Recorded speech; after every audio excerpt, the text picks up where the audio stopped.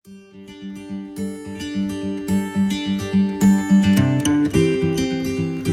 friends, welcome back once again to a new class with Nurujjaman arranged by English 8. আজকে আমরা future perfect tense সম্পর্কে জানব। এই future perfect টেন্সের সংজ্ঞা হচ্ছে যে ভবিষ্যতে কোনো কাজ করা হয়ে থাকবে বোঝালে এই টেন্স হয়। ভবিষ্যতে কোনো কাজ করা হয়ে থাকবে বোঝালে এই টেন্স হয়। আপনারা হয়তো বলতে পারেন যে ফিউচার ইনডিফিনিট টেন্সটি তো এরকম ছিল। তো ফিউচার ইনডিফিনিট টেন্সটি এরকম ছিল না। ফিউচার ইনডিফিনিট টেন্সটি ছিল যে ভবিষ্যতে কোনো কাজ করা হবে, যেমন আমি করব, আমি করব, এরকম একটা জিনিস ছিল। আর যদি বলি যে আমি কাজটি করব, আর এই ফিউচার, ওটা ছিল ফিউচার ইনডিফিনিট, আমি কাজটি করব। আর যদি সেটা ফিউচার পারফেক্ট টেন্স ইউজ করেন তখন আপনি বলবেন যে কাজটি করা হয়ে থাকবে, অথবা আমি গিয়ে থাকবো, আমি এসে থাকবো, এরকম। আমি গিয়ে থাকবো, আমি এসে থাকবো, সে খেয়ে থাকবে, এরকম এ থাকবে, একটা সাউন্ড থাকবে শেষে। তো দেখি আমরা গঠন এসএভি, সাবজেক্ট হচ্ছে যে কোনো আমরা নেব, আর অক্সিলারি হচ্ছে উইল হ্যাভ, এবং ভার্বটা আমরা কি করব, এখানেও যেহেতু পারফেক্ট টেন্স, সকল পারফেক্ট টেন্সে আমরা কি করব, ভার্বটা ভার্ব 3 রাখবো। এখন দেখি যে বাংলা ক্রিয়া শেষে কোন ধরনের সাউন্ডটা থাকলে আমরা এই ফিউচার পারফেক্ট টেন্সটা ইউজ করব।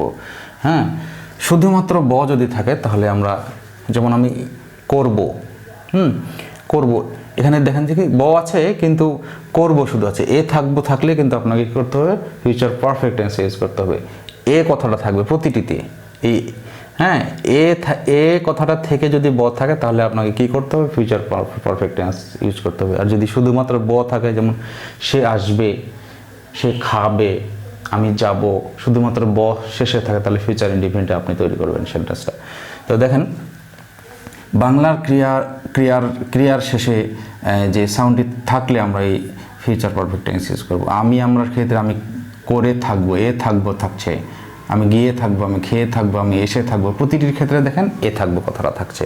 তুমি করে থাকবে, তুমি এসে থাকবে, তুমি খেয়ে থাকবে, তুমি শুনে থাকবে। আপনি আপনার ক্ষেত্রে আপনি শুনে থাকবেন, আপনি এসে থাকবেন, আপনি গিয়ে থাকবেন, এরকম। তুই তোরার ক্ষেত্রে তোরা গিয়ে থাকবি, শুনে থাকবি। সে বা তার ক্ষেত্রে তারা এসে থাকবে, এরকম। তো আমরা সেন্টেন্স বানাই, যেমন যদি বলি সে এসে থাকবে, সেরকম একটা বাক্য কী হবে, সে ইংলিশ কি, হি। আমরা অক্সিলারি কি নিব, উইল হ্যাভ। তাহলে সে এসে থাকবে, ভার্ব 3টা নিব, কাম, কেইম, কাম।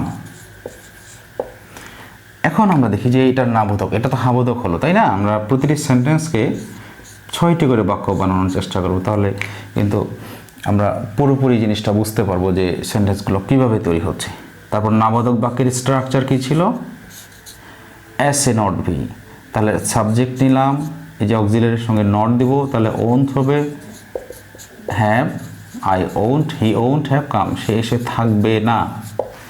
তারপর প্রশ্নবোধক বাক্যটা কি হবে, উইল। এখানে দেখেন অক্সিলিয়ারিতে 2টি অংশ, তো 2টি অংশ আপনি প্রশ্নবোধকের ক্ষেত্রে সামনে বসাতে পারবেন না। আমি বলছি যে প্রশ্ন মানেই কিন্তু অক্সিলিয়ারির সামনে। তো অক্সিলিয়ারিতে যদি 2টি অংশ থাকে, একটি সাবজেক্টের আগে বসবে আর একটি সাবজেক্টের পরে বসবে। কীরকম সেটা, আমরা প্রথমে উইলটা নিব, তারপরে সাবজেক্টটা নিব, তারপরে হ্যাভটা নিব। উইল হি হ্যাভ কাম, সে কি এসে থাকবে। তারপর না প্রশ্নটা আমি কি নিব, ওন্ট হি হ্যাভ কাম, সে কি এসে থাকবে না। আরেকটি জিনিস খেয়াল রাখবেন যে উইলের পরে সবসময় কিন্তু হ্যাভ হয়, হ্যাজ হয় না। আর তথ্যমূলক প্রশ্নটা কি হবে, why will he have come. তারপর না তথ্যমূলক প্রশ্ন কি হবে, why won't he have come, সে কেন এসে থাকবে না। সে এসে থাকবে, সে এসে থাকবে না, সে কি এসে থাকবে, সে কি এসে থাকবে না, সে কেন এসে থাকবে, সে কেন এসে থাকবে না। তো মেইনলি এই টেন্সটির খুব একটা ব্যবহার নেই। আমরা স্পোকেন রিটেনে ইনডিফিনিট টেন্সগুলো, কন্টিনিউয়াস টেন্স, বিশেষ করে প্রেজেন্ট ইনডিফিনিট টেন্সটি আমরা বেশি করি, এবং পাস্ট ইনডিফিনিট, ফিউচার ইনডিফিনিট টেন্সের ব্যবহার খুবই কম। এবং এই পারফেক্ট টেন্সের ক্ষেত্রে আমরা ওই যে বললাম যে ডাক্তার আসার পূর্বে রোগীটি মারা গিয়েছিল, তো এরকম ট্রান্সলেশনের ক্ষেত্রে আমরা পারফেক্ট টেন্সটা ইউজ করি, না হলে এই পারফেক্ট টেন্সের ক্ষেত্রে প্রেজেন্ট পারফেক্ট টেন্সটি বেশি ইউজ করা হয়। তো ভিডিওটি বুঝতে যদি কোথাও সমস্যা হয় আমাকে কমেন্ট বক্সে জানাবেন এবং বারবার ভিডিওটি দেখার চেষ্টা করবেন।